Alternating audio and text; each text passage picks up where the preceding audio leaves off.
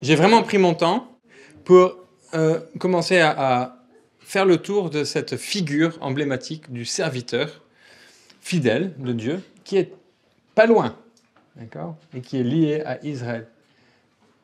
Avant de terminer le second chant, je voulais noter quelque chose que je n'ai pas eu le temps de dire. Hop là. C'est cette expression. Le serviteur ramènera les préservés d'Israël. Et je voulais le noter parce que ça, l'Évangile en parle de manière assez forte. Oh, pardon, excusez-moi. C'est les versets 6 du chapitre 49. On est dans le second chant du serviteur. C'est quoi les préservés d'Israël? C'est un prophète du Nouveau Testament qui va en parler. Vous le connaissez, il s'appelle Caïphe. L'un d'entre eux, Caïphe, c'est lors du jugement de Jésus. Caïphe, qui était grand prêtre cette année-là, dit « Vous n'y comprenez rien, vous ne percevez même pas que c'est votre avantage qu'un seul homme meure pour le peuple et que la nation ne périsse pas tout entière. » Ce n'était pas de lui-même qu'il prononça ces paroles, mais comme il était grand prêtre en cette année-là, il fit cette prophétie qu'il fallait que Jésus meure pour la nation, et non seulement pour elle, mais pour réunir dans l'unité les enfants de Dieu qui sont dispersés. Donc, Jean se réfère à Ésaïe et nous dit, Caïphe dit, sans le savoir, que Jésus est celui qui ramènera non seulement la nation d'Israël sous un seul roi, comme promis, mais aussi ses enfants dispersés. Et par enfants dispersés, Jean veut dire les païens. D'accord ?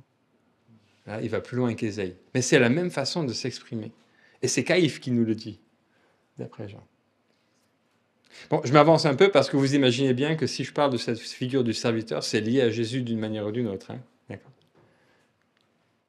Troisième chant, Ésaïe chapitre 50, le chapitre qui suit. Le Seigneur Dieu m'a donné une langue de disciple. Tiens, voilà que le serviteur se fait disciple aussi. Pour que je sache soulager l'affaibli, il a fait surgir une parole. Matin après matin, il me fait dresser l'oreille pour que j'écoute. Il est capable d'écouter maintenant, comme les disciples. Le Seigneur m'a ouvert l'oreille. Hein?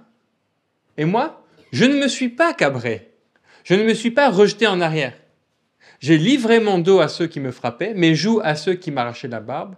Je n'ai pas caché mon visage face aux outrages et aux crachats. C'est que le Seigneur Dieu me vient en aide.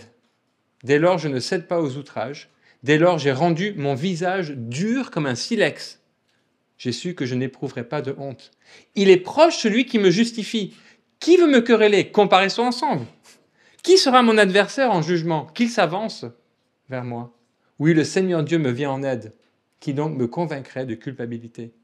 Oui, tout cela comme un habit s'useront, ceux qui m'attaquent, la teigne les mangera. Y a-t-il parmi vous quelqu'un qui craint le Seigneur, écoute la voix de son serviteur et qui est marché dans les ténèbres sans trouver aucune clarté?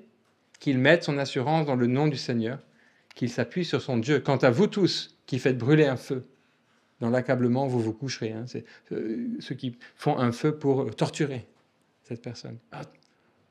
Les mêmes choses reviennent. Ce nouvel Israël, ce nouveau serviteur est capable d'écoute. Il est capable de dire les paroles de Dieu. Il est capable de voir ce que Dieu veut faire. Il ne se cabre pas. Il ne se rebelle pas. Il ne recule pas quand Dieu vient vers lui. Au contraire, il est avec Dieu. Ça, c'est sa définition. Et il y a un problème.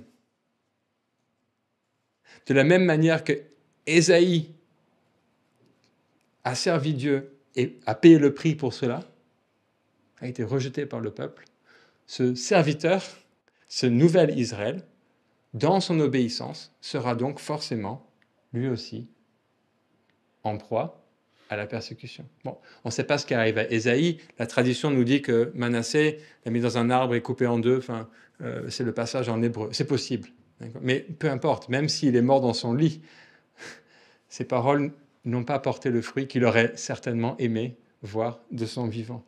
Mais ce serviteur-là dit, vous pouvez même me torturer, moi je reste fidèle à Dieu. C'est le contraire de l'Israël d'avant, n'est-ce pas?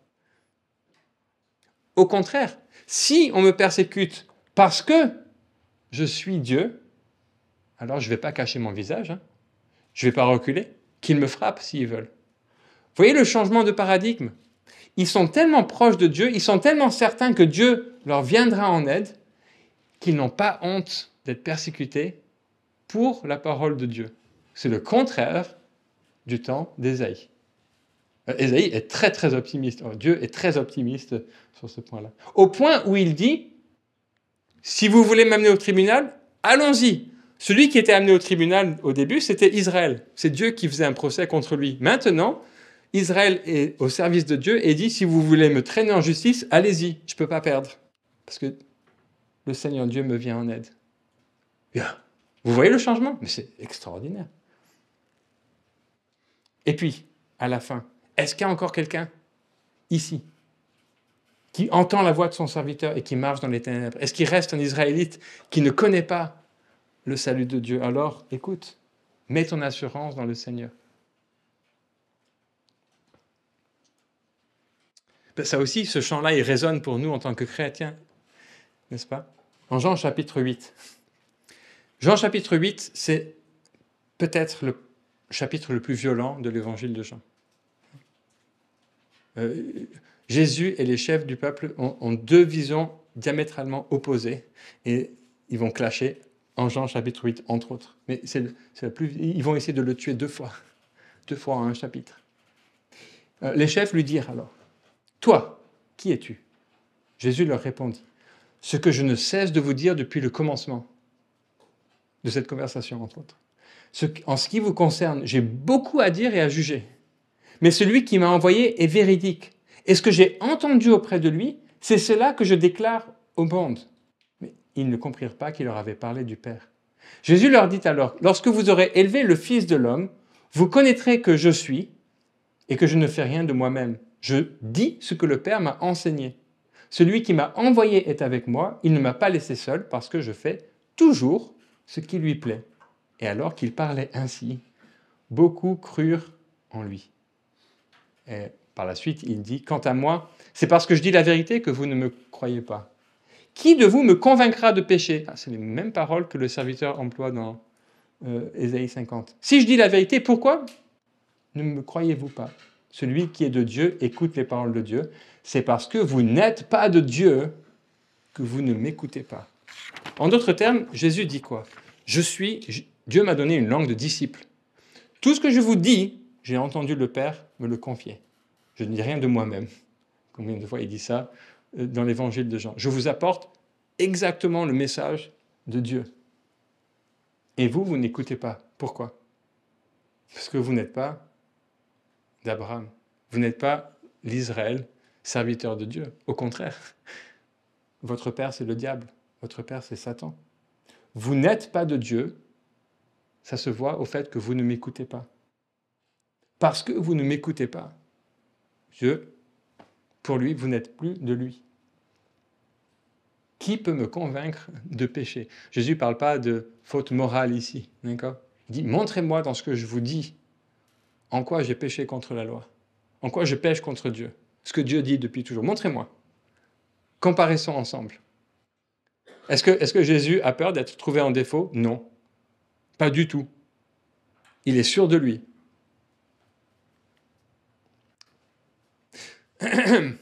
Donc voilà, ça c'est mon retard. Mais de tous les chants du serviteur, celui que vous connaissez certainement, c'est le quatrième, c'est le plus connu. Et il est aussi, c'est un peu la grande finale aussi de ce beau spectacle, de ce feu d'artifice extraordinaire qui nous dessine de loin, de manière imparfaite, mais le serviteur que Dieu cherche en Israël. Donc on va voir le quatrième, et ça va occuper notre heure ensemble, ou ce qui reste de la demi-heure qui nous reste. C'est long, donc je vous encourage à lire dans vos Bibles, d'accord? Pour que vous ne soyez pas déroutés par les images qui défilent. Et là, pour le coup, le chant est plus long que les autres, plus complet, plus complexe aussi. C'est la fin du chapitre 52. Voici, chapitre 52, verset 13, pour ceux qui cherchent dans leur Bible, pardon. Voici que mon serviteur saisira. Il sera exalté, érigé en prince, élevé au-dessus de tout. Comme des multitudes avaient été stupéfaites à sa vue, tant son aspect était massacré, inhumain, Il n'avait plus l'apparence des fils d'Adam.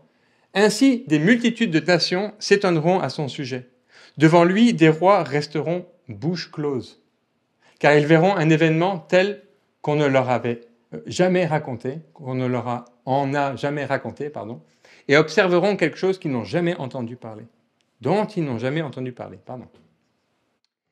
Qui donc a cru à ce que nous avions entendu dire? Le bras du Seigneur, en faveur de qui a-t-il été dévoilé? Devant lui, celui-là végétait comme un rejeton, comme une racine sortant d'une terre aride. Sans beauté ni éclat, nous l'avons vu, et sans apparence attrayante. Objet de mépris, rebut de l'humanité, homme de douleur et connaissant la maladie, il était méprisé comme ceux devant qui on se voile la face, et nous ne lui avons pas prêté attention. Or, c'était nos maladies qu'il supportait, nos douleurs qu'il a prises en charge. Et nous autres, nous l'estimions frappé, brisé et humilié par Dieu. Il a été transpercé à cause de nos révoltes, écrasé à cause de nos crimes. Le châtiment qui nous rend la paix est sur lui. Et c'est grâce aux plaies de sa flagellation que nous sommes guéris. Tous comme des brebis, nous étions errants, chacun suivant son propre chemin. Et Yahvé a fait s'acharner sur lui les crimes de nous tous. Affreusement traité, il s'humiliait. Il n'ouvrait pas la bouche, comme un agneau conduit à la boucherie, comme devant les tondeurs, une brebis muette et n'ouvrant pas la bouche. Par arrestation et jugement, il a été enlevé. Qui se préoccupe du renversement de son sort? Oui, il a été retranché de la terre des vivants. À cause de la révolte de son peuple, il a été frappé à leur profit. On lui a dévolu sa sépulture au milieu des impies et son tombeau avec les riches, alors qu'il n'a jamais fait de violence à la loi, ni de sa bouche proféré de mensonges. Yahvé a conçu le dessein de l'écraser par la souffrance. Si son âme offre un sacrifice de réparation des fautes, il verra une postérité, il prolongera ses jours. Ainsi le dessein de Yahvé s'accomplira par sa main. À cause du travail pénible de son âme, il verra, il sera rassasié de sa connaissance. Juste, mon serviteur dispensera la justice au profit des multitudes, du fait que lui-même supporte leur perversité. C'est pourquoi je lui attribuerai des multitudes, et avec les puissants, il partagera le butin de guerre, parce qu'il a livré son âme à la mort, a été compté parmi les révoltés, alors qu'il supportait les péchés des multitudes, et qu'il intercédait pour les révoltés. Ouf. Une longue lecture, et excusez-moi, j'ai glissé ma langue à fourcher à plusieurs reprises. Bon, il se peut que vous ayez une traduction un peu différente, c'est normal, hein, c'est un cantique dans un prophète, donc on est au summum de la poésie hébraïque. Et il y a des choses qui restent quand même assez obscures, et peut-être c'est bien de les laisser obscures, on pourrait en parler pendant des heures. Alors, j'aimerais vous proposer, comme je le fais quand on regarde un livret de haut, on va essayer de regarder ce chant rapidement, le mouvement de ce chant, d'accord ? Comme je le fais pour les livrets, c'est à prendre avec un grain de sel.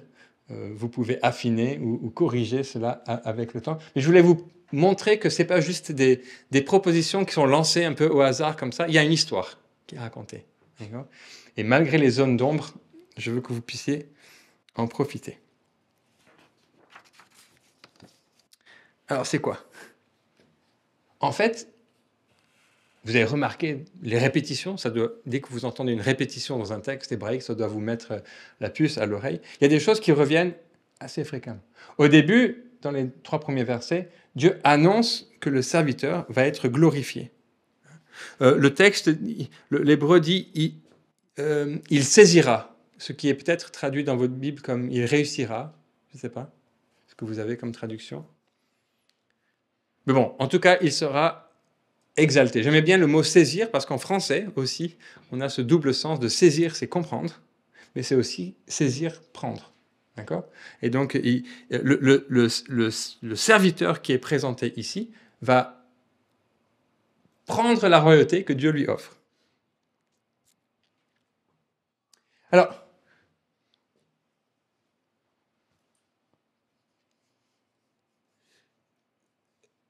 son serviteur est si glorifié que même les nations, c'est-à-dire les païens, remarquent que quelque chose est en train de se passer. Et la multitude est stupéfaite. Et elle se pose une question. C'est la question du chapitre 53, verset 1. Qui croirait ce que nous entendons dire? En faveur de qui le bras de Yahvé a-t-il été manifesté? Donc ils sont étonnés. Troisième partie, nous, alors il n'y a pas marqué les nations, mais nous, continuent leur parole, donc je propose que ce soit les nations, mais si c'était quelqu'un d'autre, ce n'est pas très grave. Ce groupe dit, nous ne connaissions pas très bien ce serviteur que Dieu a élevé. D'accord? Donc, il est élevé. On dit, oh, mais qui aurait pu croire ça? On ne le connaissait pas comme ça. En fait, son apparence nous avait rebutés. On n'aurait jamais imaginé que Dieu le choisisse lui pour être glorifié. Vous avez le verset 2 et 3 qui sont très connus parce que cette expression qui revient, homme de douleur. C'est un homme qui est familier de la souffrance et quelqu'un qui est abattu tout le temps. Comment est-ce que c'est lui qui pourrait gagner? Alors, face à ce retournement de situation, que font les nations? Ce que Ésaïe rêverait que son peuple fasse en son temps, c'est-à-dire, ils reconnaissent leur mécompréhension, ils reconnaissent leurs limites. J'ai mis leurs fautes. C'était nos maladies qu'il supportait, et nous croyons que c'était sa faute à lui. Nous l'estimions frappé par Dieu. Il a été transpercé à cause de nos révoltes. Ce qui est intéressant, c'est que si vous lisez l'évolution de cette description du serviteur, vous avez vu comment il sert Dieu, et plus il sert Dieu, plus les autres le persécutent. Un peu comme si peut-être ceux qui disent nous, ils sont en train de dire il subit nos fautes parce que c'est nous qui l'avons tapé. Vous comprenez? Nous pensions qu'il était détesté de Dieu, donc nous l'avons rejeté physiquement. C'est nous qui lui avons fait du mal. C'est ça les révoltes, les crimes dont il est peut-être question ici. Leur crime est de l'avoir mésestimé. La flagellation dont il est question, c'est peut-être eux qui tenaient le manche du fouet. Alors, bon, j'ai choisi cette grille de lecture parce que je crois que ça correspond bien à ce qu'on lit dans les autres chants. Mais imaginons que ce « nous » soit un autre groupe, ou qu'ils redisent simplement le même groupe, qui redisent la même chose. À partir du verset 6, « Nous tous, comme des brebis, nous étions errants, chacun suivant son propre chemin. » C'est ça qui me fait dire que c'est peut-être Israël qui parle ici, parce que ça, c'est une description d'Israël au temps des juges, vous vous souvenez? D'accord? Et le troupeau de Dieu, ça, c'est une image précise d'Israël, et chacun va dans son coin. Et qu'est-ce que Dieu a fait? Dieu a fait acharner sur lui les crimes de nous tous. Il était maltraité, et il n'ouvrait pas la bouche. Ça correspond à ce qu'on a vu avant. Avant, il était résigné à souffrir pour Dieu. Maintenant, il ne dit plus rien. Il ne dit même plus comparaison devant Dieu, voyons qui c'est qui a raison. Il ne dit plus rien.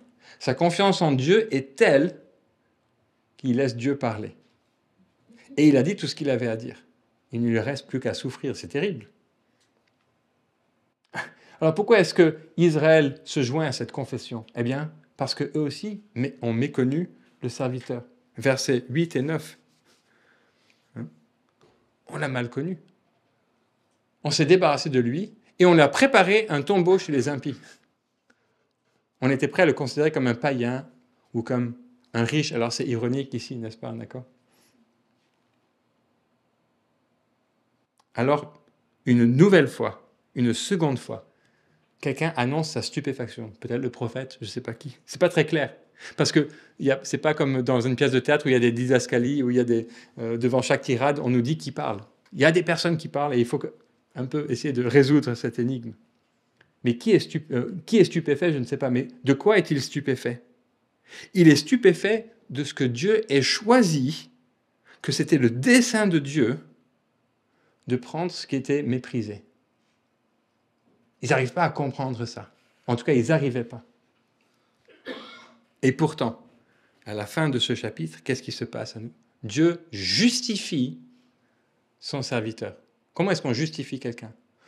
On montre que tout le long, c'est ça qu'on avait en tête. D'accord? Il montre que c'est le serviteur qui, en se taisant et en acceptant de prendre des coups, alors qu'il n'avait rien fait, ça montre que le choix de Dieu était arrêté par avance. et que la foi de ce serviteur en Dieu était bien placée. D'accord? Bon, c'est assez extraordinaire parce que ça ne donne pas envie d'être prophète, ça. Mais est-ce que vous voyez la différence avec la première partie d'Ésaïe?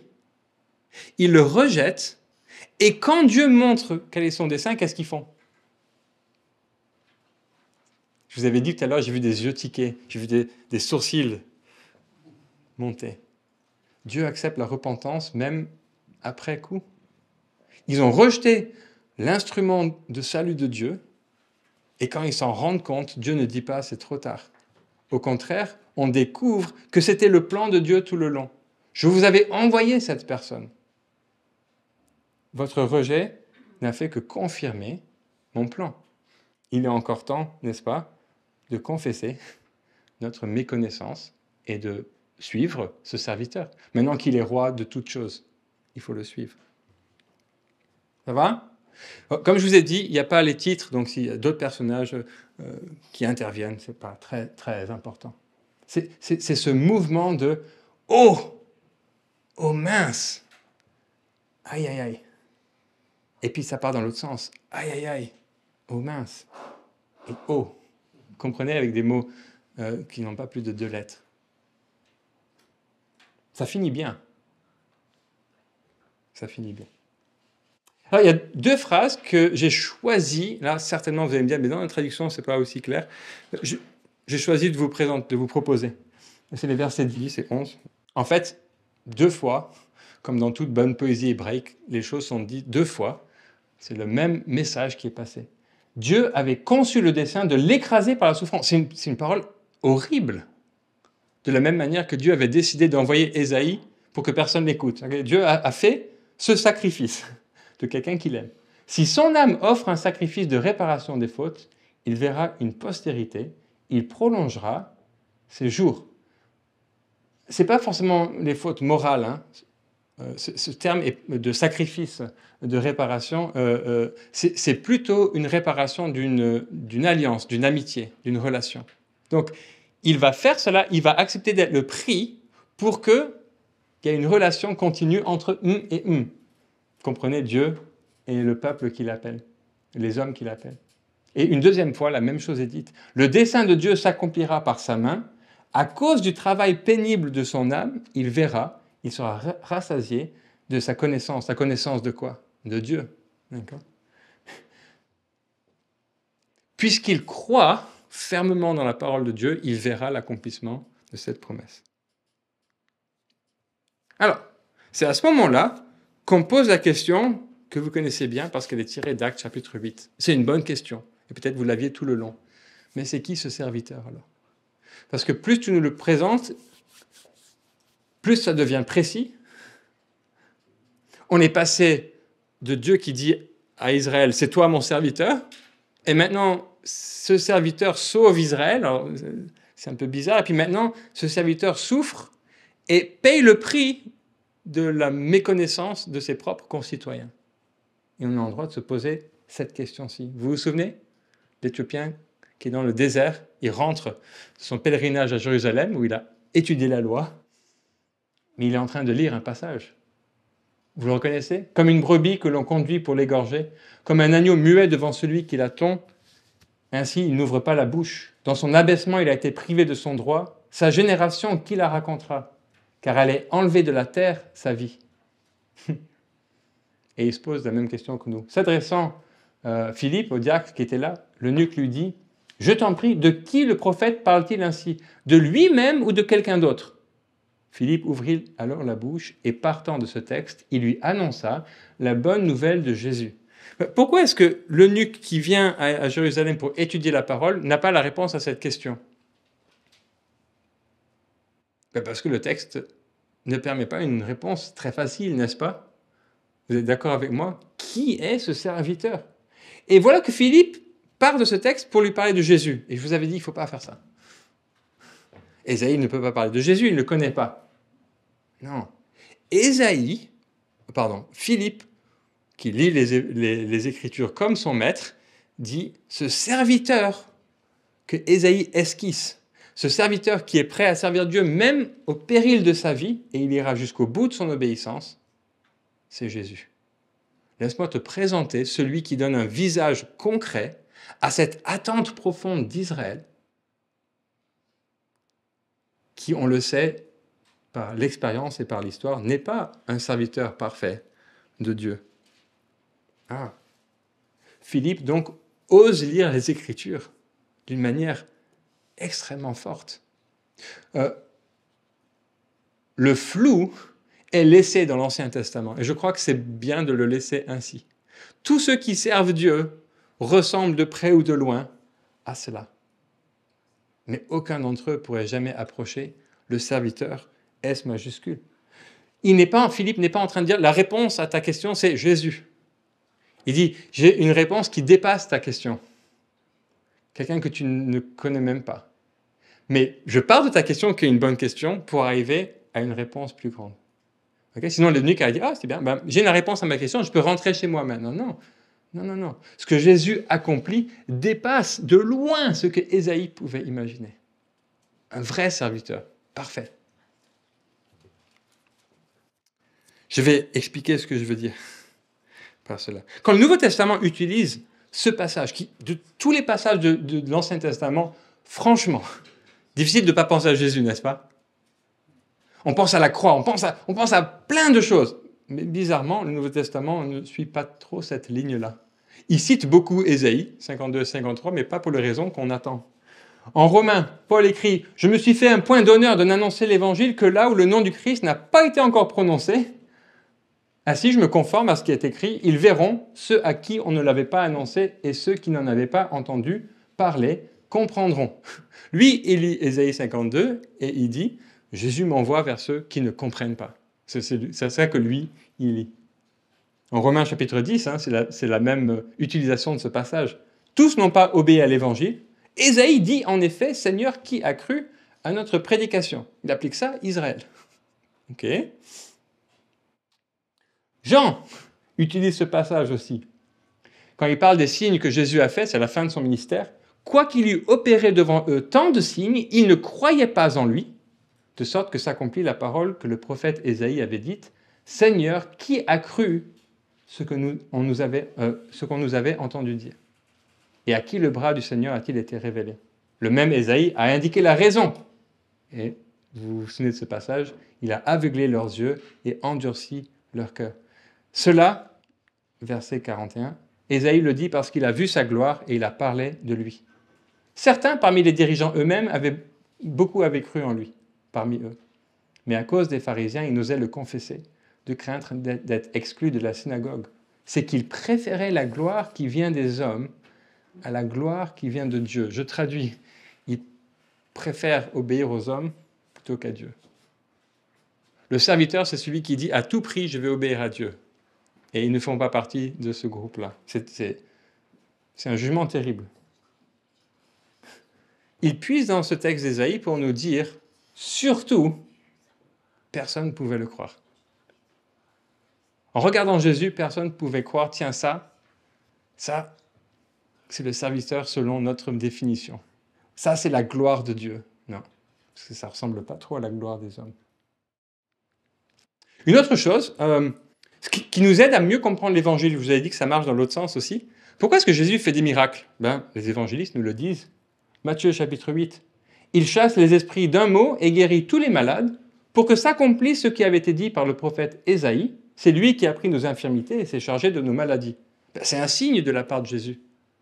Les malades en Israël, il y en a eu beaucoup, pendant la vie de Jésus et même après. Ils n'ont pas disparu. Mais il faisait ces miracles comme signe de quoi? Qu'il était le serviteur de Dieu. C'était une manière de dire, je fais ce que Ésaïe a décrit. On n'a pas le temps de lire le texte en 1 Pierre 2.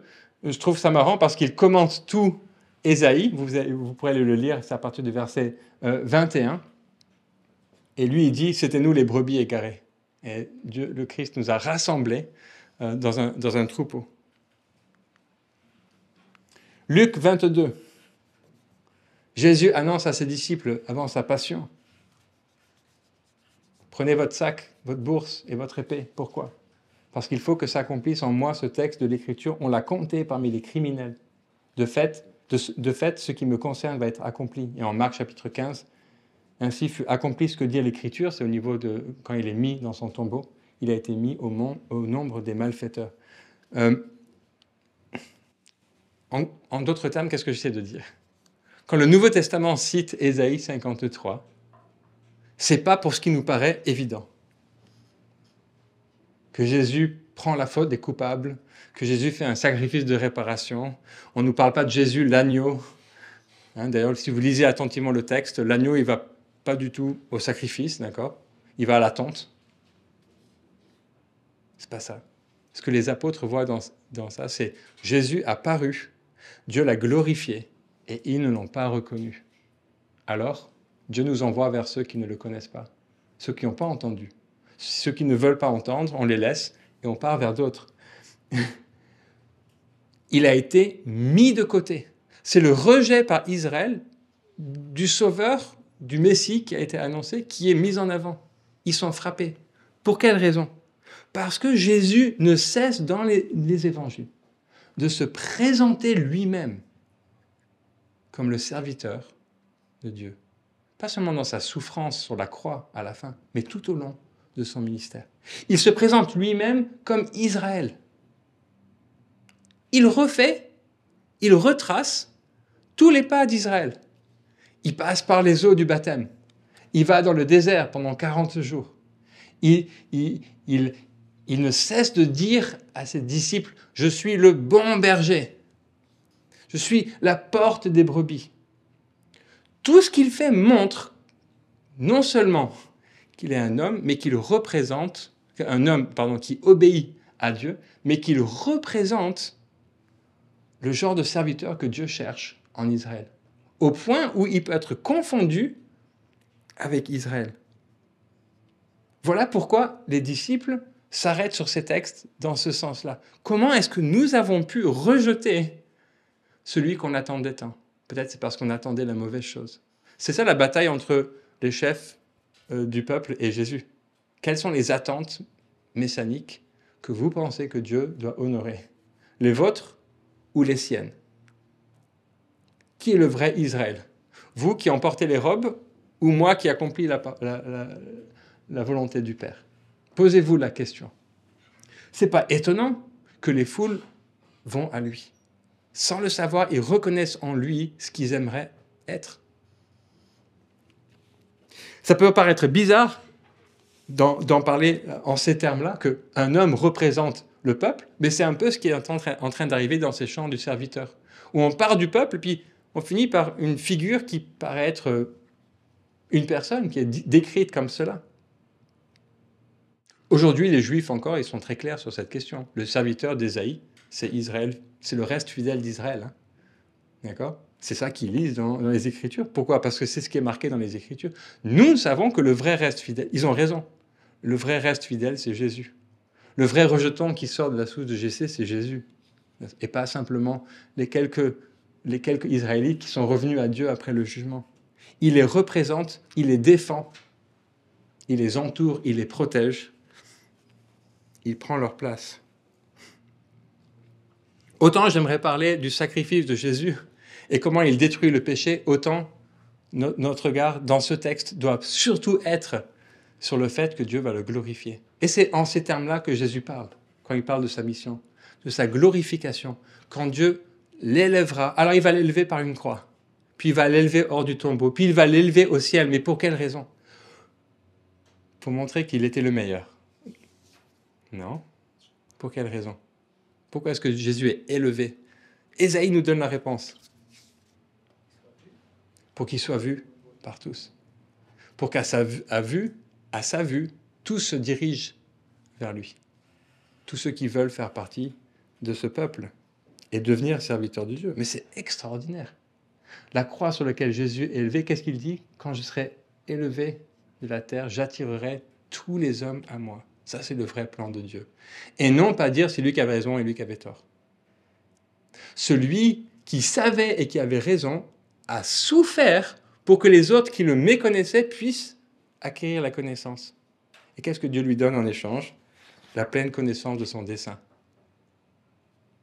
Extraordinaire.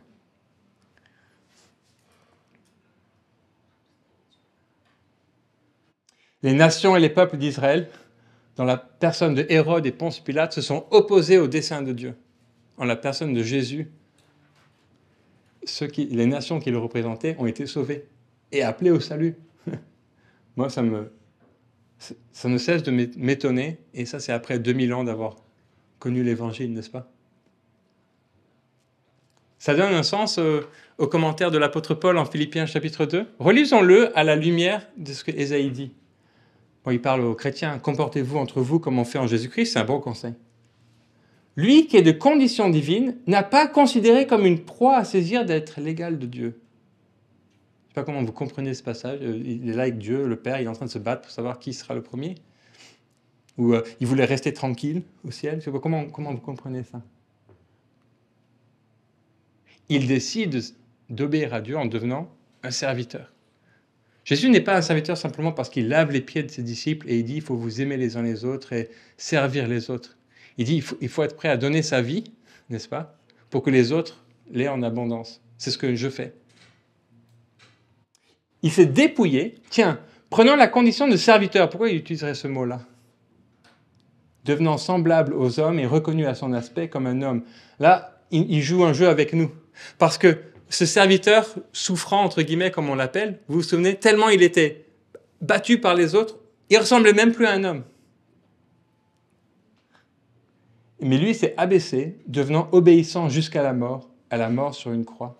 C'est pourquoi Dieu l'a souverainement élevé, c'est exactement ce que dit le texte, il lui a conféré le nom qui est au-dessus de tout nom, afin qu'au nom de Jésus, tout genou fléchisse dans les cieux, sur la terre et sous la terre. Bon, c'est dit à la Paul, mais c'est exactement la même chose que dit Ésaïe. Dieu l'a élevé parce qu'il a saisi, il a compris, il a obéi, il était jusqu'au bout, et même quand son propre peuple l'a rejeté, il n'a pas reculé.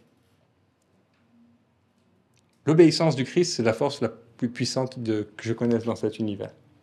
Rien ne peut se mettre entre lui et Dieu.